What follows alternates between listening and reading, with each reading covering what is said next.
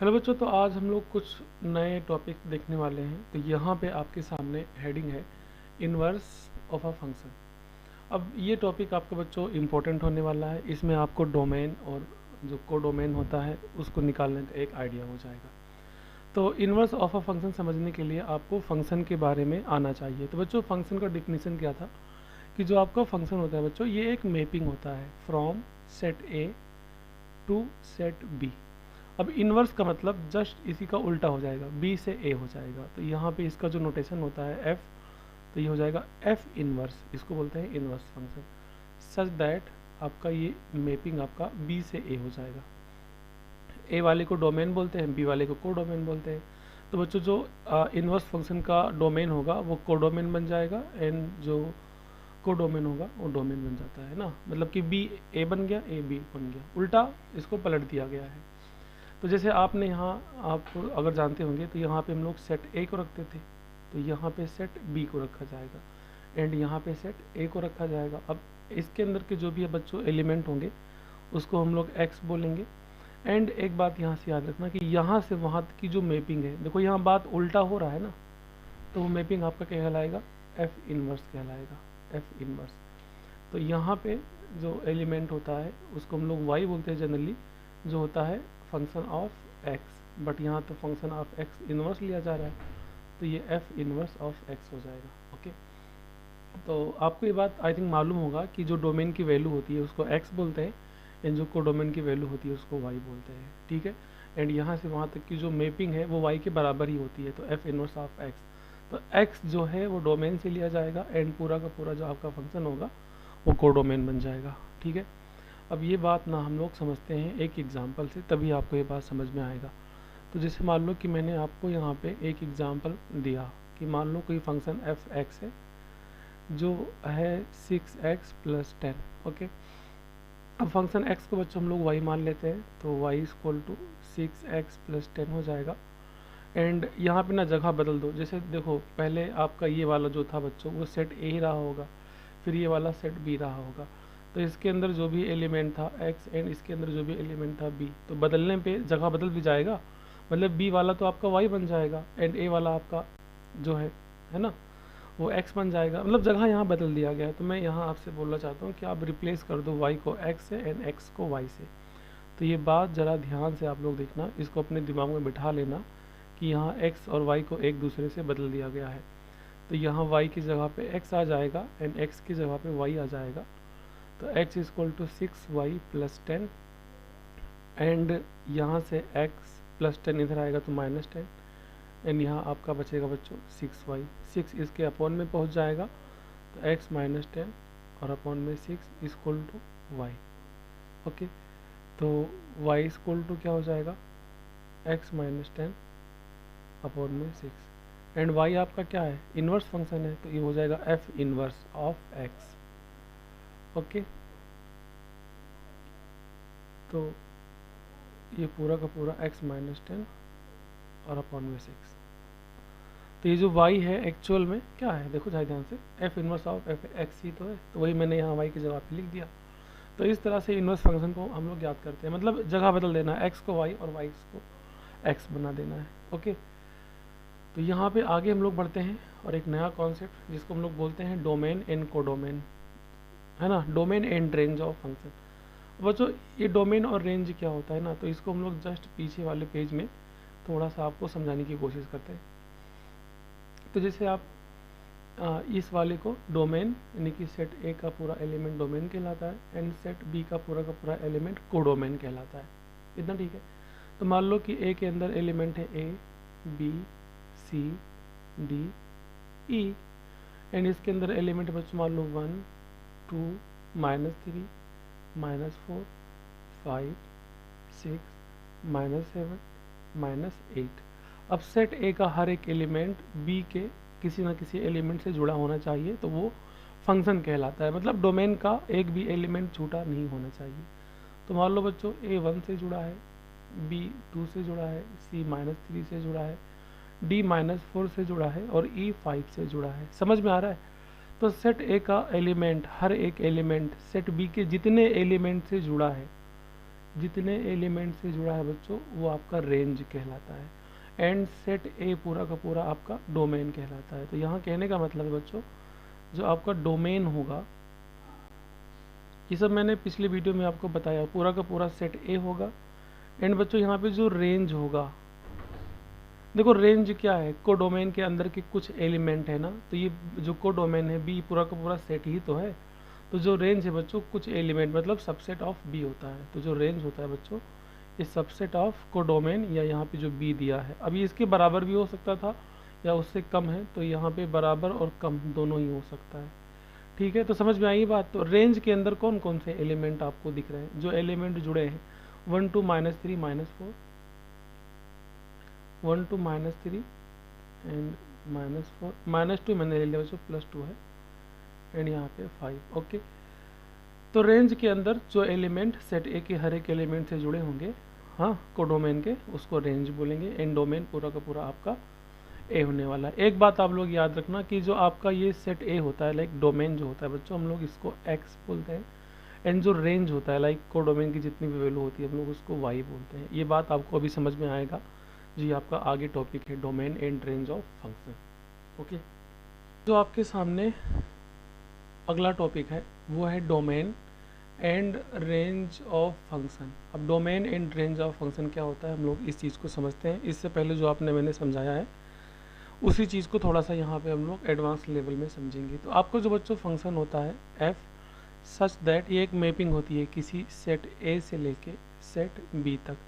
एक बात याद रखना कि जो आपका सेट ए होता है बच्चों, इसी को हम लोग क्या बोलते हैं, डोमेन बोलते हैं, है ना। जनरली इसको हम लोग एक्स बोलेंगे। एंड जो आपका बच्चों सेट बी होता है, इसको हम लोग बोलते हैं कोडोमेन। क्या बोलते हैं, कोडोमेन। और कोडोमेन जो होता है इसको जनरली हम लोग बच्चों वाई से दिखाएंगे। अब कोडोमेन के अंदर ही आपका रेंज सेट आता है, कोडोमेन के अंदर क्या आता है, रेंज। तो बच्चों जो आपका रेंज होता है ये सबसेट ऑफ या इक्वल भी होता है कोडोमेन के। तो ये सब बातें कुछ हैं जो मैंने आपको यहाँ बताई। अब हम लोग यहाँ पे बहुत सारा एग्जांपल देखते हैं और चीज़ों को यहाँ पे समझते हैं कि आपको domain and range of function समझ में आ जाए। ओके, तो यहाँ पे आपके सामने पहला एग्जांपल है और वो एग्जांपल है बच्चों लीनियर फंक्शन से। अब लीनियर फंक्शन क्या होता है, ऐसा फंक्शन जिसमें आपका जो पावर हो, मैक्सिमम पावर वो 1 हो, है ना। मतलब कि यहाँ से आपका जो फंक्शन होगा बच्चों एफ एक्स, वो केवल एक्स होगा, इसकी पावर 1 है ना, तो ये लीनियर फंक्शन कहलाता है। अब एक बात आप लोग याद रखना कि जो आपका बच्चों फंक्शन ऑफ एक्स होता है, ये एक मैपिंग होती है ना ए से बी की तरफ। तो ये पूरी की पूरी किस में दिखती है, कोडोमेन के अंदर दिखती है, जिसको हम लोग वाई बोलते हैं। एंड एक्स क्या होता है, जो पूरा का पूरा आपका डोमेन सेट ए होता है। ये जो पहला सर्कल है बच्चों, इसमें एक्स की वैल्यू ली जाती है। एंड ये जो दूसरा सर्कल है, इसमें आपका फंक्शन ऑफ एक्स या यहाँ पे वाई की वैल्यू आएगी। तो ये बात याद रखना। एंड यहाँ से यहाँ की तरफ मैपिंग जो होती है वो फंक्शन कहलाती है। तब देखना यहाँ से हम लोग। अब मुझे ये बताओ कि यहाँ पे जो x है, मतलब इसको हम लोग डोमेन बोलेंगे। क्यों, क्योंकि x की सारी वैल्यू किस में आ रही है, सेट ए के अंदर आएगी, डोमेन के अंदर आएगी। तो हम लोग x की वैल्यू क्या क्या ले सकते हैं, हम लोग x की वैल्यू बच्चों कुछ भी ले सकते हैं, यानी कि पूरा का पूरा रियल नंबर ले सकते हैं, कॉम्प्लेक्स नंबर को छोड़ के, है ना। तो जो आपका यहाँ डोमेन बच्चों है, डोमेन यहाँ पे क्या होगा, पूरा का पूरा रियल नंबर, पूरा का पूरा रियल नंबर। ये हम लोग रियल नंबर को -∞ टू +∞ भी कहते हैं, मालूम है ना ये चीज़। एंड बच्चों जो आपका यहाँ पे रेंज होगा, है ना, यहाँ पे जो आपका रेंज होगा वो भी आपका पूरा का पूरा रियल नंबर होगा। क्यों, रेंज क्या होता है, रेंज होता है वाई। तो ये फंक्शन ऑफ एक्स क्या है बच्चों, वाई ही तो है, इसको हम लोग वाई भी बोल सकते हैं। तो पूरी की जो वाई की वैल्यू है वो पूरा का पूरा एक्स के बराबर है। और एक्स अगर आपका रियल नंबर है तो पूरा का पूरा आपका वाई भी क्या होगा, रियल नंबर ही होगा। तो आपका यहाँ वाई भी क्या हो जाएगा, रियल नंबर या -∞ से +∞। ये बात समझ में आया। आगे बढ़ते हैं और नेक्स्ट एग्जाम्पल यहाँ पे हम लोग देखते हैं, एग्जाम्पल नंबर यहाँ पे 2। तो बच्चों यहाँ पे एग्जाम्पल से आपका कॉन्सेप्ट क्लियर होगा। अगला है बच्चों क्वाड्रेटिक इक्वेशन। अब क्वाड्रेटिक इक्वेशन जिसकी मैक्सिमम जो पावर होती है वो 2 हो जाए, है ना, तो जैसे मान लो कि कोई फंक्शन एफ एक्स है और इसमें एक्स स्क्वायर मैंने ले लिया, तो यहाँ से डोमेन क्या होगा बच्चों, पूरा का पूरा जो एक्स का वैल्यू है। तो डोमेन मतलब एक्स की वैल्यू क्या क्या ले सकते हो, एक्स की वैल्यू आप कुछ भी ले सकते हो, कोई प्रॉब्लम ही नहीं है, मतलब कि पूरा का पूरा रियल नंबर। समझ में आई बात, या जिसको हम लोग बोलते हैं minus infinity two plus infinity. लेकिन एक बात यहाँ पे याद रखना कि जो रेंज होगा बच्चों वो अब आपका रियल नंबर नहीं होगा। क्यों? क्योंकि देखो ध्यान से, मैं इसको सॉल्व करता हूँ थोड़ा सा। देखो जो आपका फंक्शन x है बच्चों, ये किसके बराबर है, एक्स स्क्वायर के। अब पूरे के पूरे फंक्शन x को हम लोग y बोलते हैं, तो y इक्वल टू क्या हो जाएगा, एक्स स्क्वायर हो जाएगा, है ना। अब जैसे यहाँ से मैं अगर स्क्वायर को हटाऊंगा तो इधर क्या हो जाएगा, रूट वाई हो जाएगा। समझ में आ रहा है बच्चों? अब देखना ध्यान से, अगर मैं मान लो कि y में, है ना, जैसे y, अगर y जैसे y क्या है, रेंज ही तो है। देखो मैं यहाँ पे लिख दे रहा हूँ समझने के लिए केवल, डोमेन जो होता है वो x की वैल्यू होती है और जो रेंज होता है ये y की वैल्यू होती है। तो अगर मैं x को पूरा का पूरा रियल नंबर r लिया हूँ तो क्या y को भी ले सकता हूँ, वही हम लोग देखने वाले हैं। तो बच्चों जैसे आप y को 0 लोगे तो 0 का स्क्वायर रूट क्या आएगा, 0 ही आएगा, कोई प्रॉब्लम ही नहीं है। ओके। एंड यहाँ y की वैल्यू अगर आप 4 ले लोगे यानी कि पॉजिटिव रियल नंबर, तो यहाँ पे ये 2 आ जाएगा, कोई प्रॉब्लम नहीं है। एंड अगर बच्चों यहाँ तक आप अगर y की वैल्यू 3 ले लेते हो यानी कि √3, तब भी आपका ये x की वैल्यू यानी कि रियल नंबर ही आएगा, कोई प्रॉब्लम ही नहीं है। अरे ये सबका सब क्या है यार, x के बराबर ही तो है, x के बराबर ही तो है, ये बात आप लोग ध्यान से देखना। बट एक बात सुनो ध्यान से, अगर आप y की वैल्यू 0 से कम, लाइक अगर आप लोग y की वैल्यू बच्चों माइनस में ले लेते हो यानी -2 या -1 या कुछ भी ले लेते हो, तो माइनस में ये जो वैल्यू होती है रूट के अंदर बच्चों, ये आपकी इमेजिनरी वैल्यू हो जाएगी। कौन सी वैल्यू हो जाएगी, इमेजिनरी वैल्यू, है ना। आप देखो कॉम्प्लेक्स नंबर में आपने पढ़ा होगा आई स्क्वायर जो होता है बच्चों ये -1 के बराबर होता है, एंड आई इक्वल टू क्या होता है, √-1। तो यहाँ पे ये जो वैल्यू बच्चों ये √2i के बराबर है ना, किसके बराबर है, √2i के बराबर है। तो i जहाँ पे आ गया वो कॉम्प्लेक्स नंबर हो गया, तो माइनस में आपका y नहीं हो सकता, क्योंकि रियल नंबर आपका ये जो √2i है ये -√2 है, ये आपका रियल नंबर नहीं है। ओके, रियल नंबर नहीं है। तो y आपका बच्चों क्या हो सकता है, y आपका पूरा का पूरा पॉजिटिव नंबर होगा, है ना। तो पॉजिटिव नंबर मीन्स बच्चों क्या हो जाएगा कि आपकी जो रियल नंबर होगी इसमें नंबर आपके स्टार्ट होंगे 0 से, वो भी क्लोज, 0 पे क्लोज होगा, क्योंकि 0 भी लिया जा रहा है ना, आप y की वैल्यू 0 ले सकते हो। एंड 0 से आगे जितने भी पॉजिटिव नंबर है सबको ले लो, तो मतलब कि प्लस इन्फिनिटी तक, और इन्फिनिटी पे हमेशा ब्रैकेट ओपन होता है। ठीक है बच्चों, तो ये बात जो मैंने आपके सामने बताया है आई होप आपको अच्छे तरीके से समझ में आया होगा। एंड यहाँ पे हम लोग तीसरा एग्जाम्पल लेके समझते हैं और आपको समझाने की कोशिश करते हैं। तीसरा मैं बच्चों लूँगा रेशनल फंक्शन। ओके, क्या लूँगा, रेशनल फंक्शन। अब बच्चों रेशनल फंक्शन क्या होता है कि जैसे आपका कोई फंक्शन एफ एक्स है, ये 1/x इस तरीके से आ जाए, तो यहाँ पे वही सेम काम कि डोमेन क्या होगा। अब ध्यान से इस बात को बच्चों आप लोग देखना, डोमेन मतलब x की जो वैल्यू होती है वो डोमेन कहलाती है। तो आप यहाँ x की वैल्यू बच्चों क्या क्या ले सकते हो, 1 ले सकते हो, 2 ले सकते हो, यानी कि कुछ भी ले सकते हो, यानी x का पूरा रियल नंबर ले सकते हो। लेकिन एक बात यहाँ सुनो ध्यान से, अगर यहाँ पे ना आप 1/x की वैल्यू 0 ले लोगे तो 1/0 बच्चों होता है नॉट डिफाइंड। क्या होता है बच्चों, ये होता है नॉट डिफाइंड। अब ये वैल्यू पूरी अगर नॉट डिफाइंड हो जा रही है तो फंक्शन भी आपका क्या होगा, नॉट डिफाइंड ही तो हो जाएगा। ये बच्चों थोड़ा सा मैं इसको मिटा दूं। तो यहाँ जो मैंने आपसे भी बोला ये बात कि यहाँ अगर मैं 0 ले लेता हूँ x की वैल्यू, यानी पूरे की पूरे रियल नंबर में से अगर मैं x की वैल्यू 0 ले लूँगा तो 1/0 नॉट डिफाइंड आ जाएगा, मतलब फंक्शन आपका डिफाइंड ही नहीं होगा। तो डोमेन बच्चों यहाँ x की जगह पे हम लोग पूरा का पूरा रियल नंबर लेंगे, बट यहाँ पे आपको 0 को माइनस कर देना है, यानी एक्सेप्ट 0।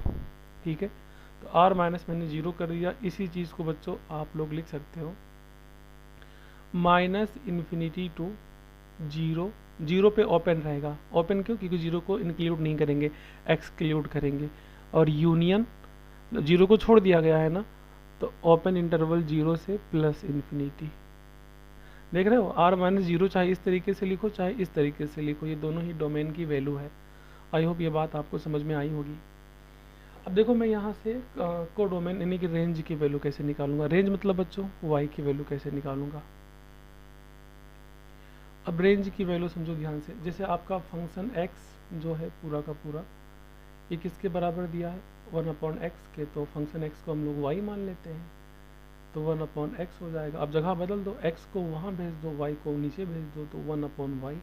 अब यहाँ y के भी साथ वही काम होगा कि y की वैल्यू क्या ले सकते हो, जीरो बिल्कुल नहीं ले सकते। मतलब यहाँ पर भी बच्चों आपका पूरा का पूरा रियल नंबर होगा, बट यहाँ से जीरो एक्सेप्ट कर देना है, मतलब जीरो को इंक्लूड नहीं करना है, तो ये रेंज के अंदर आ जाएगा।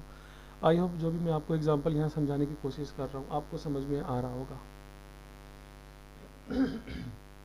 बच्चों यहाँ पे हम लोग ना नेक्स्ट एग्जाम्पल देखते हैं। एग्जाम्पल नंबर 3 तक हो गया है एंड यहाँ पे हम लोग देखते हैं एग्जाम्पल नंबर 4। अब जैसे मान लो कि आपके सामने f(x) इक्वल टू √x आ जाए, तो यहाँ से बच्चों आपका डोमेन क्या हो जाएगा। डोमेन मीन्स अब एक बात यहाँ ध्यान रखना, x की हर एक वैल्यू डोमेन कहलाती है। x की क्या क्या वैल्यू हो सकती है, तो बच्चों x की वैल्यू जैसे आप माइनस ले लोगे ना, तो अंडर रूट में जो माइनस की वैल्यू होती है वो कॉम्प्लेक्स नंबर कहलाती है। तो कॉम्प्लेक्स वैल्यू नहीं लिया जाएगा, केवल रियल नंबर ही लिया जाएगा। तो यहाँ पे x की जो बच्चों वैल्यू होगी वो पूरा का पूरा रियल नंबर होगा, but except the zero. Okay, zero को इंक्लूड नहीं करना है। एंड यहाँ अरे सॉरी ये तो गलत हो गया, ये इंक्लूड जीरो तो ले ही सकते हैं, जीरो ले सकते हैं। यहाँ पे पूरा का पूरा पॉजिटिव नंबर लिया जाएगा, है ना। पॉजिटिव नंबर बच्चों यहाँ पे लिया जाएगा। तो पॉजिटिव नंबर मतलब जीरो पे क्लोज रहेगा एंड करते करते प्लस इन्फिनिटी तक। ये सही है ना, x की वैल्यू। अभी तो गलत हो जाता है यहाँ पे, ध्यान रखना यहाँ पे आप लोग, ऐसी गलती आप लोग ना कर देना, नहीं तो फिर नंबर आपका कट सकता है। रेंज में क्या लिया जाएगा, रेंज की वैल्यू हम लोग निकालते हैं। तो जैसे आप लोग ध्यान से देखो, यहाँ पे f(x) इक्वल टू क्या दिया बच्चों, अंडर रूट में x। f(x) को हम लोग y बोलते हैं, तो y equal to under root x हो जाएगा।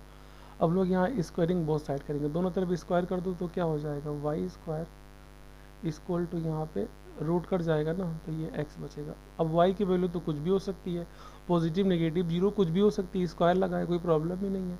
मतलब रेंज आपका पूरा का पूरा बच्चों रियल नंबर चलेगा, कोई प्रॉब्लम नहीं है। ओके, तो हम लोग r या तो हम लोग minus infinity two plus infinity भी लिख सकते हैं।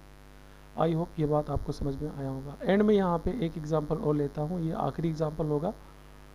मैं केवल यहाँ पे आपका जो कॉन्सेप्ट है वो क्लियर करने आया हूँ। तो जैसे मान लो कि मैंने x-2 लिया एंड नीचे बच्चों x-1 लिया। अब देखो फंक्शन आपका कब ख़राब होगा, जैसे अगर मान लो आप x की वैल्यू 1 ले लेते हो, तो यहाँ से x-2 अपॉन में x की वैल्यू 1, तो 1 - 1 कितना आ जाएगा, x-2 अपॉन में 0, और जीरो को किसी भी नंबर से बच्चों यहाँ भाग करेंगे तो ये क्या आ जाएगा, नॉट डिफाइंड। मतलब x की वैल्यू 1 पे आपका फंक्शन क्या हो जाएगा, नॉट डिफाइंड। तो जब यहाँ पे ये खुद ही कह रहा है कि x इक्वल टू 1 पे नॉट डिफाइंड है, तो मतलब हम लोग को बच्चों x इक्वल टू 1 काउंट ही नहीं करना है। तो देखना ध्यान से, डोमेन मतलब क्या होता है, x की सारी जो वैल्यू होती है। तो बच्चों एक बात याद रखना, डोमेन में आपका x आपका कुछ भी हो सकता है, हर एक रियल नंबर हो सकता है, बट इसमें आप लोग को 1 को माइनस कर देना है, यानी एक्सेप्ट 1 को इंक्लूड नहीं करना है। ये बात समझ में बच्चों आई कि नहीं आई। इसी चीज़ को हम लोग लिख सकते हैं कि आप माइनस इन्फिनिटी से चल के, ठीक है, 1 तक आएंगे एंड 1 पे ये बात क्या होगी बच्चों, क्लोज होगी, यूनियन 1 पे क्लोज एंड प्लस इन्फिनिटी। अब चाहे आप r-1 लिखो, चाहे आप इस तरीके से लिखो, ये दोनों ही सही है, ठीक है। 1 पे क्लोज नहीं बच्चों, 1 पे ओपन है, मतलब 1 को इंक्लूड नहीं किया जाएगा, नहीं पूरा का पूरा फंक्शन आपका नॉट डिफाइंड हो जाएगा। एंड यहाँ पे बात करते हैं हम लोग कोडोमेन की, मतलब कि रेंज की। रेंज मतलब y की जो वैल्यू है, तो y की बच्चों जो वैल्यू है वो क्या हो सकती है ना। तो हम लोग इसको ना सॉल्व करेंगे, सॉल्व करके आपको यहाँ पे अच्छी तरीके से समझ में आएगा। तो हम लोग यहाँ y की वैल्यू जो है इसको हम लोग रफ करके सॉल्व करते हैं। तो ध्यान से देखना, मैं यहाँ पे पहले कलर चेंज कर दूँ और यहाँ से मैं सॉल्व करता हूँ। तो जो बच्चों आपका पूरा का पूरा फंक्शन x है, ये है x-2 और अपॉन में x-1, ठीक है। तो पूरा का पूरा फंक्शन x आपका y मान लेते हैं, तो ये y equal to x-2 x-1 हो जाएगा, ओके। एंड यहाँ से आप जगह बदलोगे उठा के, तो जगह कैसे बदलते हैं ध्यान से देखना, क्रॉस मल्टीप्लाई करा दो, तो ये हो जाएगा y x-1 equal to x-2, है ना। तो y का अंदर मल्टीप्लाई करा दो, y x-y इक्वल टू बच्चों हो जाएगा x-2। x को इधर बुला लो, x को जब आप इधर बुला लोगे एंड y को आप चाहो तो उधर भेज दो ना, तो यहाँ से y x को इधर बुलाओगे तो -x एंड y को उधर भेजोगे तो +y-2 हो जाएगा। एंड इन दोनों में x को कॉमन ले लो, तो अंदर बचेगा y-1 इक्वल टू y-2। तो यहाँ से x की वैल्यू बच्चों क्या आएगी, y-2 और अपॉन में y-1। अब y क्या है, पूरा का पूरा रेंज, मतलब यहाँ अगर हम लोग y की वैल्यू 1 रख देंगे तो 1 - 1 0, तो x भी आपका नॉट डिफाइन आ जाएगा ना। तो मतलब यहाँ y की वैल्यू बच्चों 1 नहीं हो सकती है ना, और पूरा का पूरा रियल नंबर हो सकता है। तो रेंज के अंदर भी यहाँ पे पूरा का पूरा रियल नंबर पॉसिबल है, बट आपका यहाँ पे 1 को एक्सेप्ट कर देना है, यानी 1 को इंक्लूड नहीं करना है। आई होप ये बात आपको समझ में आ गई होगी। तो बच्चों यहाँ पे जस्ट आपके लिए एक होमवर्क है, इसको आप लोग ज़रूर ट्राई करना। तो बच्चों आपके सामने मान लो कोई फंक्शन मैंने दे दिया x² -1 और अपॉन में x³ -1। आप लोग इसका डोमेन एंड रेंज फाइंड करना, और आई होप अगर ये कर ले गए तो आपको जितनी भी चीज़ें हैं बच्चों वो बिल्कुल एकदम क्लियर हो जाएगा। एंड f(x) इक्वल टू आपके सामने एक फंक्शन है 1/x³, इसको भी आप लोग सॉल्व करना, ठीक है। तो बस आज के लिए इतना ही, हम लोग आगे बढ़ेंगे और नेक्स्ट टॉपिक देखेंगे, PYQ देखेंगे, अच्छे अच्छे क्वेश्चन देखेंगे। और बच्चों मैंने इससे पहले का जो भी लेक्चर है लाइक रिलेशन एंड और भी जो फंक्शन का टॉपिक है मैंने वो पढ़ा दिया है, तो जाके आप इसी चैनल पे उसको भी देख सकते हो। Thank you so much.